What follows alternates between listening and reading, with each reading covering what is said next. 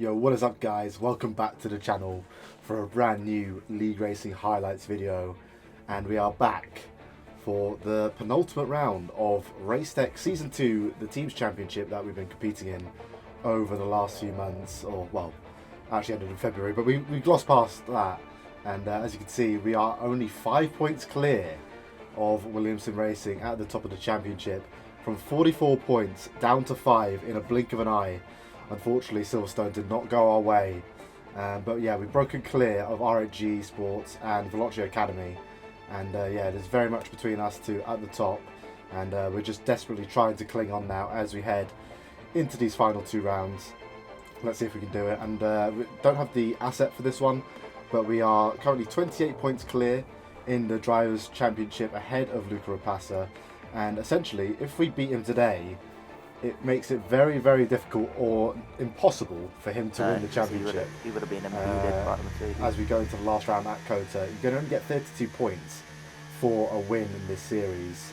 So if you beat it by 2 places or more, it is essentially wrapped up for us in the drivers, and we can focus on the Teams Championship.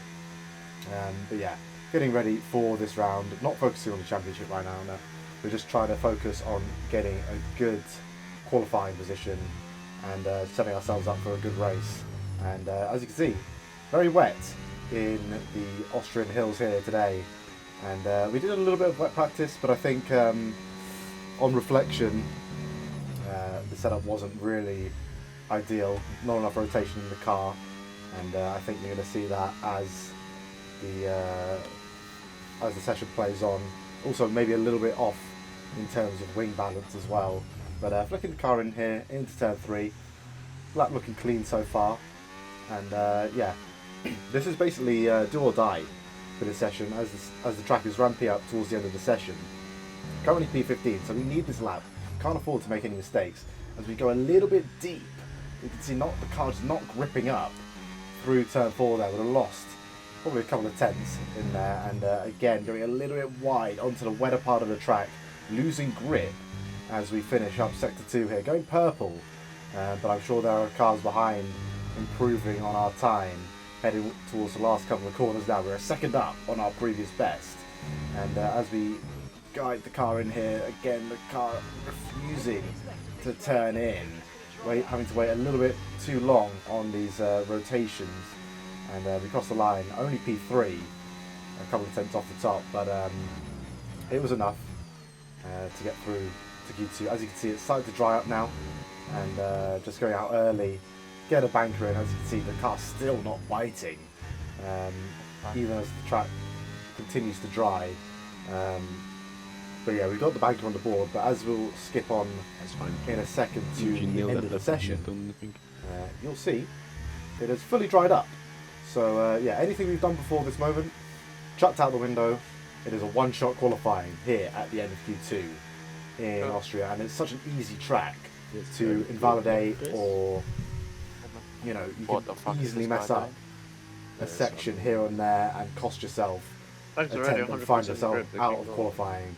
And as you can see, we have some people in a hurry to get to the front of the train. We're playing it patient, trying to tuck in behind Simon there, maybe a bit too close to him there, as we go to start our lap. And yeah, with 30 seconds to go, we're easily going to be able to start our lap here. But we know we have to get this lap in. We cannot afford any invalidation, as we have to take a couple of stabs at the steering wheel. If we committed to that line, we would have invalidated in the first corner. So not a great start to the lap, but we are alive and still fighting for our place in Q3 here. Flicking the car in to turn 3, getting good traction into the DRS zone down towards turn 4, and yeah, not an ideal start to the lap, but as long as it's good enough for all the top 10, we don't need to be a hero right now, as we get good rotation through turn 4, actually picking up the pace and starting to close in on the cars in front a little bit visually here, as we get good rotation in through turn 6 and 7 here, avoiding the bump, getting good drive towards the final couple of corners. And yeah, we just need to stay alive here, no risk, and yeah, gently does it through the last couple of corners, super safe, and we're going to head up to the line here, and we actually go P1 Lovely. in Q2. And skipping towards the end of the session, our teammate Gabriel Contino follows us up in P2 there. So yeah, if Q3 can go as well as it did for us in Q2, we're going to be very happy. But as you can see, it's not going to be that simple. We're heading through the last couple of corners in Q3, first run of the session. We have 3 times to use, we're going to use them. We only set a 102.6. It's an improvement from what we did in Q2. Mortgage but, for 300. Yeah, not really the lap we would have envisaged. And we invalidated the second run. So it's all on this now. So from a bunch of tyres and a bunch of possibilities, this is it now in Q3. We've gone out a little bit early in case we want to abort this lap. But as we go through the first corner, we absolutely nail that first corner. And yeah, already just under a tenth up as we head towards the end of Sector 1, already on for a 0.5. And as we flip the car in to the hairpin, we gain another few hundredths. Just over a tenth up now, heading towards turn 4. And at this moment, I was like, I'm going for pole position. It's all or nothing here.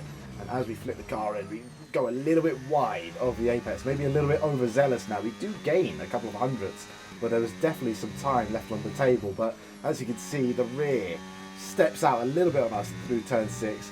We collect the bump a little bit through turn 7 as well, leaking time all through this middle sector, unfortunately. And as you're going to see, as we head into the last couple of corners, again, the rear is not sticking with us through both of the last 2 corners, and we lose about half a tenth. We only do a low 0.6. Exactly, we need to listen to And yeah, absolutely gutted with that. The amount of time we started leaking from turn 4 onwards there was basically a mistake every corner. And we are only P5 and P9 after such a bright Q2. Huge shame. With Williams P3 and P9, I believe, P8. If I go for a 2-stop, I can try hard, medium, hard. As you can maybe hear, discussing strategy in the background. Medium hard, I beg you to not be crazy. Medium hard. And yeah, we're going to go for the 1-stop here.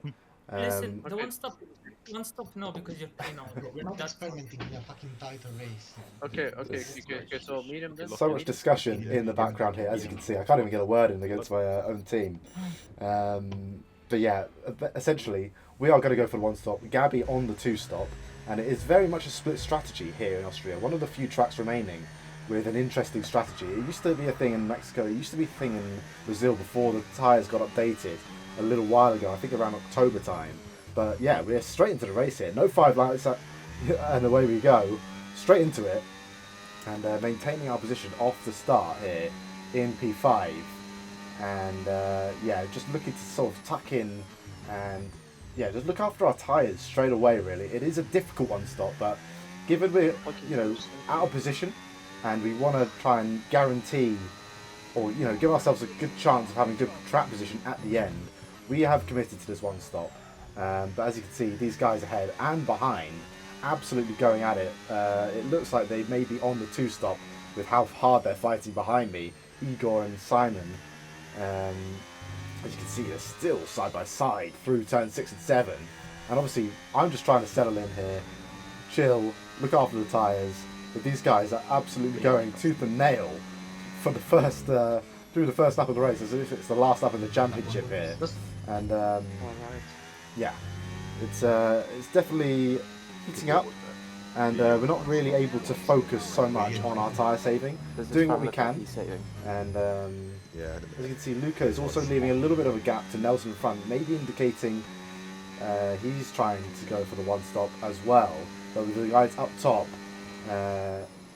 starting to push on, as you can see, diving down the inside is Simon there, kind of outbraking himself as he went for a move on Igor, kind of barged us out of the way. Luca giving him the slipstream to try and aid his driver's championship hopes. Because he needs to beat us today. He needs to make inroads if he has any chance of taking this down to the wire in Kota. But we're not going to give this up easily. We may be on a different strategy, but we're not going to accept defeat just yet as we force our way back through on Simon here.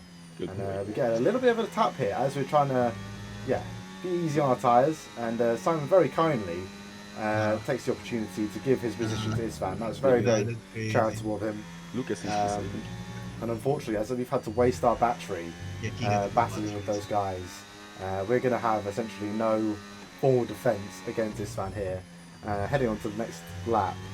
As you can see, we're down a little bit of battery, and as Focus we on the cross medium, the medium. DRS detection zone here, 12.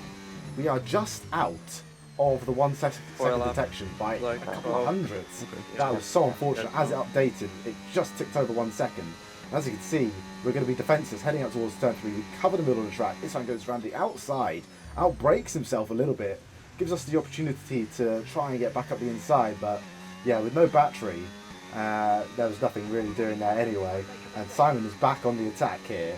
He wants more after the first few laps of action. But we're going to cover the inside and yeah, maintain that position. But Isfan, our championship rival in the constructors, both championship rivals up ahead of us now. We still have our teammate down in P9, I believe. And yeah, it's not looking good right now in terms of provisional results. But yeah, lots of different strategies going on, and yeah, it's not over until the end of lap 36. We're only on lap 4 here, so there's a long race to go, and yeah, we're just trying to settle in, but we're not really, being given the chance to save the tyres, save the battery here, because these two stoppers are really insistent on trying to get through as quickly as possible to try and make their strategy work, burning the battery down once again. As you'll be able to hear in the background, You sure? Gabby gets My the tyre How is about good. you can go to 18? for like that. the two-stop here. As his predicted strategy was meant to be, No but as you pit can see in What the do I top do? left, Box. he is in P8, and yeah, looking back at this, yeah, he wasn't too happy about the strategy at the time, and looking back at this, I think he was right. He was And able there's nothing to gain. he was able to hook onto us once the two stoppers would have boxed and go along with us. Besides Alex, who's boxing now. Alex is boxing now. And he's fine. Okay. As you can see on the following lap, Isfan Pookie responds and goes forward to two-stop as well. We're going to have to burn our battery down to try and close the gap to Gabriel Santos and Luca Rapassa ahead, who are going for the one-stop here. But yeah, maybe an oversight. Gabby could have attached to this train and maybe made this one-stopper train a little bit more powerful by having more cars in it, make it more difficult for the two-stoppers later on. But yeah, it is what it is now, and we'll be hoping he could charge back through on that two-stop strategy. But as you'll be able to see, into the last couple of corners, that is Nelson Alves and Alexander Dimas breaking away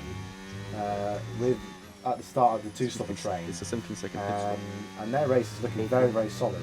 They had a good pit lap, they have a good gap to the cars behind. Yeah, we'll find Right. 50 FPR session. We'll be fine. And yeah, it's as we head on to the end of lap 15, both Gabor and Luca go for the pits as Gabor picks up a 10-second penalty Couple, 7 as seconds. he speeds into the pit lane. So yeah, super unlucky for him. Good for us. And we respond the next lap. We just wanted that overcut, a little bit more ability to push later on. We didn't have the trap position on those guys anyway. But yeah, let's see how it works out as we we're re-emerge 17.4 from the pit lane behind here. ahead of Because the obviously the undercut FPR, so we should come out is going to be fairly powerful here, given how old and worn our tyres were, approaching 80%. And yeah, as we come out of the box, Gabor and Luca have already passed us on the left-hand side, and they are in quite a Okay, bit what of am a I train. supposed to do now then? As we emerge here, you're going to see the gap is already over 2.3, 2.4 seconds, 2.6 Thank you for the seconds info. actually, as we come out of the pit lane. But skipping a you few are laps fine later, to the end. on to lap 19, we have closed the gap down to this train, but the only problem is, as the two stoppers are able to push out in front in clean air, Far in front is a two-stopper. as the one stoppers, Yeah, I'm not gonna catch them anymore. we are getting a little bit compromised by some of the stragglers on the two stop, and this is kind of the reverse of what I was expecting. I was expecting the two stoppers to Max is 12. be 12 laps. undercutting each other and slowing each other down, and whilst the one stoppers had a little bit of an easier time, but it's actually worked out the complete reverse here as we go for a move on Max Bermond, I think it is. I can't really see with the preview screen, apologies if that's wrong. And we're up into P13 here and trying to chase down Luca and Gabor through his train. As you can see, Alex and Tana ahead of us going for his second stop of the race here on lap 20. And you can see the FPR cars just up ahead with Rafael Kunch and Balin Telekis. They are going for a hard medium strategy here today. And yeah, as you can see on the minimap, Gabor and Luca have passed these guys in the train, and we still have three two-stoppers to get through before we reach them. So I'm not sure if going that extra lap was really worth it. I've had to spend the tyres to try and get to this train in the first place, and now we're going to have to spend it trying to go through the train as we try and stay connected to those two guys up ahead. GR, no pit rules. And as you can see, we're going to try and mount an attack here on Raphael as we fake a move towards the end of lap, towards the turn 4 here, and we're going to burn the battery down, go for a move here into turn 6, we're going to around the outside as Raphael covers the inside. He gives us just enough room here, just on the white line through there. We give him the room on the inside, and that is move done on the FVR car, but these guys will be approaching their pit window anyway as we head on to lap 24. It is probably about time they start to box, and you have Tomasetto Elia here up ahead in the TES car, also on the 2-stop, and yeah, I'm obviously in a hurry to get towards these two, but you know, I don't want to overburn my battery, overburn my tyres, because I know these guys need to stop. But as you can see, Tomasetto not burning the battery really down towards turn 4, so we're going to take the opportunity, make the move down the inside, and appreciate him, you know, thinking smartly there, not compromising his own or our strategy, and thinking about his own race. So yeah, good job by him as he boxes at the end of that lap with 2.5 seconds with back. Isvan Pukki, I believe, also boxing in the background.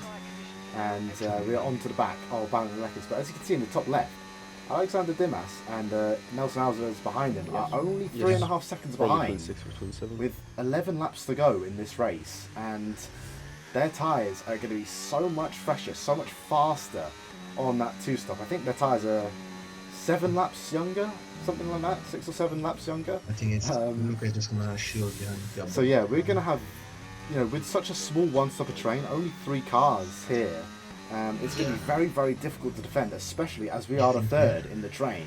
As you can see, Nelson Alvarez right behind us. So you have no one. He's not gonna catch you, so you can.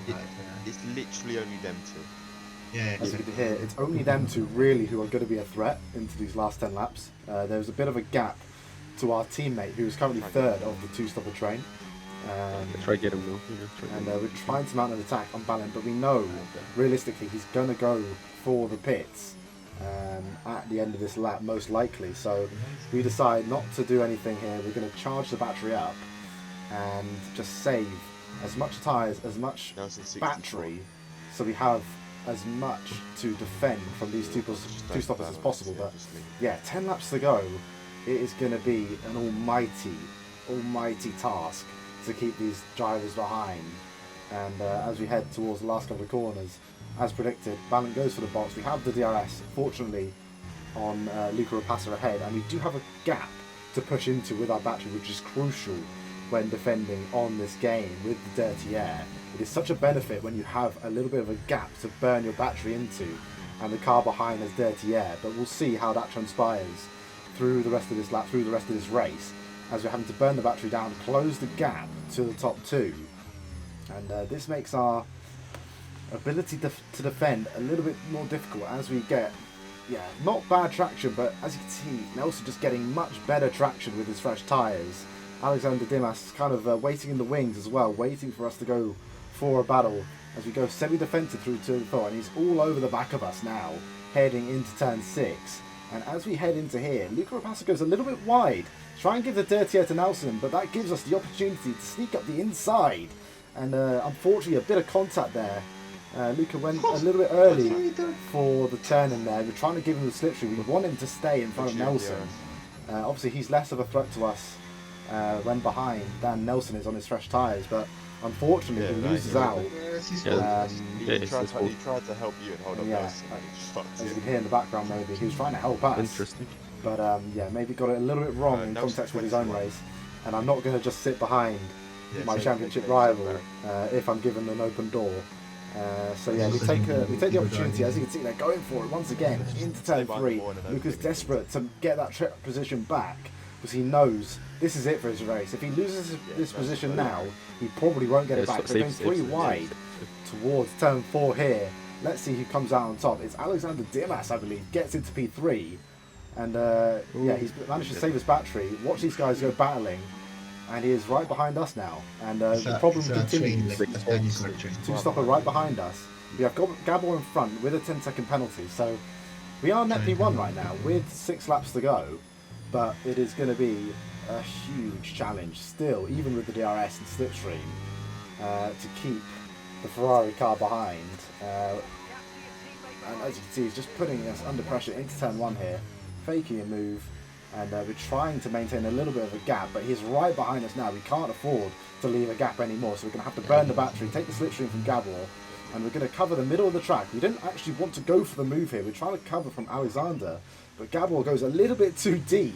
We're kind of expecting a little bit of a dive bomb from us. It wasn't really our intention, and we don't want Gabor to lose his position. We're trying to box Alexander in here, but unfortunately Gabor did not have the DRS, so there's nothing really he could do, and with the worst tyres, he loses this position. I didn't really want to be in this position heading into the last 5 laps of this race, but this is where we are. We are leading the Austrian Grand Prix, but as we skip on a lap later, heading on to the start of lap 33, we have a good charge. We've been managing to just kind of manage the battery, burn it all through the first 3 straights of this track and save through the rest, and that's been working for a couple of laps. But every lap that goes by, our battery depletes more and more, our tyres get worse and worse as we're no longer able to save behind anyone, and yeah, the task gets harder and harder as Alexander is able to charge up his battery, keep his tyres fresh, and basically, yeah, choose when he goes for a move here. And as we're burning down the battery once again towards turn 4, we are a little bit low here, on 40% as we head into this part, so we're going to try and charge the battery up once again here. But as you can see, Alexander's going to go for the move round the outside, and yeah, at this point, I just knew I wasn't going to be able to fight him wheel to wheel, so we let him go. And yeah, this was kind of one thought towards the race, but another one towards the championship, as we have Nelson right behind us. If we decide to go battling, we will lose the position to Nelson, and there's no guarantee that we won't lose more with more two-stoppers queuing out behind. So it was obviously a little bit passive, but I'd rather guarantee a P2 and a potential gain on our championship rivals, as Nelson is P3, Isfan has worked his way up into P5, and our teammate, I don't even know where our teammate is right now. I think he might be still around the P8, P9 mark, struggling on that two-stopper strategy. What could have been if he went for the one-stop? He may have ended up, you know, shuffled down, being the 4th car in the train. You never know. We didn't do it, so it's impossible to tell. But yeah, it is what it is now, and we're just going to try and hold on desperately and think maybe if Alexander makes a mistake here, as he's already flashing, we do have 20% battery more roughly than him, but we're kind of out of opportunities now for the rest of the lap unless he makes a big mistake somewhere. And you can see we're pulling away from Nelson behind us. I think he's trying to give the dirty air to Luca Rapacis, try and force him back into the pack, give the opportunity to Isfan to get an overtake here, given his tyres are so fresh, freshest of the two-stoppers here, and heading into the last couple of corners. Will they be able to pick up that place? I don't think they will. I think it's just going to be one lap too little for them, but as we cross the line, we finished P2 in Austria. GG's to Alexander there. Executed the two-stop very, very well, and unfortunately, yeah, a few mistakes from the one-stoppers there, and being held up through the middle part of that race really, really hurt us. Obviously, if they would have caught us a few laps later, it could have been a very, very different story if we hadn't been held up quite a lot. But that's how the race played out. It's not a bad result.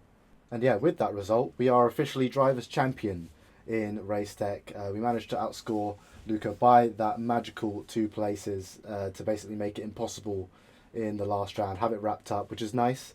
But obviously not really our main focus. We want to try and get this over the line against Williams here as we head into COTA. One of my least favourite tracks, unfortunately. A fun track to drive, but yeah, if you don't grind it enough, as these guys would have for F1 Esports, yeah, the deficit you find yourself in driving and in setup, it can be quite a lot.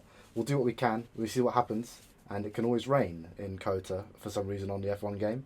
So yeah, we look forward to that, and we go again next time. 4 points is the difference now after that one, and it will go right down to the last lap, I'm sure, in Kota. But yeah, hope you guys enjoyed, and I'll see you for the next one.